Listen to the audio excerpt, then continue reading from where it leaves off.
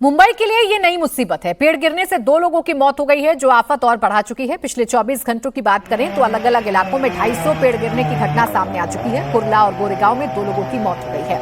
अब तक 10 से ज्यादा लोग घायल हैं। बात करें कहां पेड़ गिरे हैं तो कुर्ला, खाटकोपर, गोरेगांव, अंधेरी, माटुंगा, दादर और वर्ली में पेड़ों ने तबाही मचा दी है। समीर बिसे हमारे सहयोगी हमारे साथ जुड़ गए एक बार फिर से। समीर, एक तरफ मौसमी मार है, आसमान से लगातार आफत बरस रही है, जगह जगह मलबा गिर रहा है, तो दूसरी जगह ये पेड़ गिरने की जो घटनाएं हैं ये कितनी दुखदाई है मुंबई वालों के लिए और इससे निपटने के लिए क्या तैयारी है?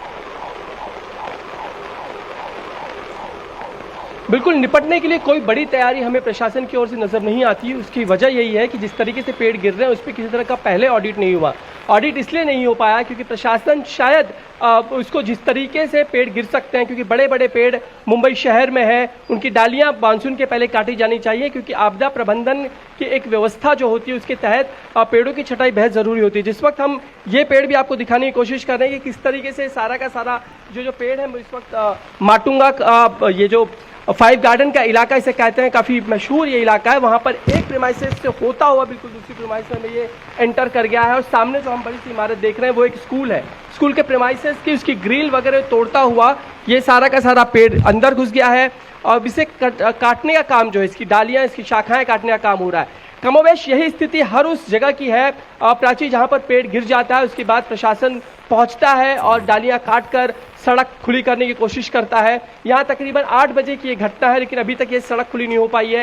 ये इस वक्त भी हम दिखा देते हैं एक बार नज़ारा किस तरीके से ट्रैफिक पे जो यहाँ पे गाड़ियाँ आ रही हैं वो यू टर्न मारती हुई वापस दोबारा चली जा रही हैं। ये स्थिति मुंबई के लगभग हर उस सड़क की अभी नज़र आती है जहाँ कहीं बड़े पेड़ हैं विशालकाय, वो लगातार गिर रहे हैं। उसमें सिर्फ गिरने की वजह से लोग चोट तो खा ही रहे हैं, उसके साथ मृत्यु भी हो रही है। क्योंकि एक घटना जो साकिनाका की सामने आई, दूसरी गोरेगांव की उस आर्य कॉलोनी की थी जहां एक 18 वर्षीय लड़के को अपनी जान गंवानी पड़ी। यह स्थिति है प्राची मुंबई की कि आफत तो एक और बारिश ही बनी हुई है। बिल्कुल, और समीर इस आफत से निपटने के लिए, क्योंकि पहली बार नहीं है ना कि जब मुंबई पर आसमानी आफत बरसे, हर साल मानसून ऐसे ही दस्तक देता है, उससे पहले मुकम्मल तैयारी क्यों नहीं की जाती बीएमसी की तरफ से, ये बड़ा सवाल है। शुक्रिया आपका समीर तमाम जानकारी के लिए।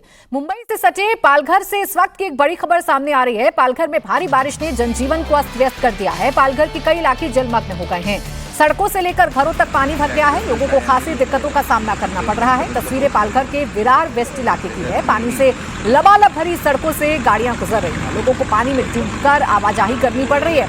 हर तरफ आफत और मुसीबत की ही तस्वीर देखने को मिल रही है। ये पालघर की तस्वीर आप देखिए, सड़कों पर पानी ऐसे बह रहा है जैसे सड़क नहीं बल्कि कोई नदी हो।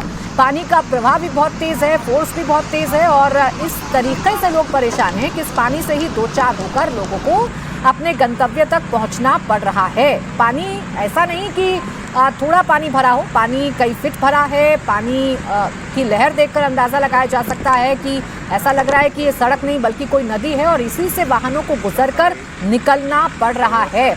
और यही नाकामी होती है सिस्टम की। बारिश से पहले क्या नालों की सफाई नहीं करवाई जाती, क्या तैयारियों को जांचा परखा नहीं जाता? आखिरकार वो सड़कें जिस पर जो गाड़ियां हैं वो फर्राटे भरती हैं, वो पानी के आगे बेबस क्यों हो जाती हैं, ये बड़ा सवाल है।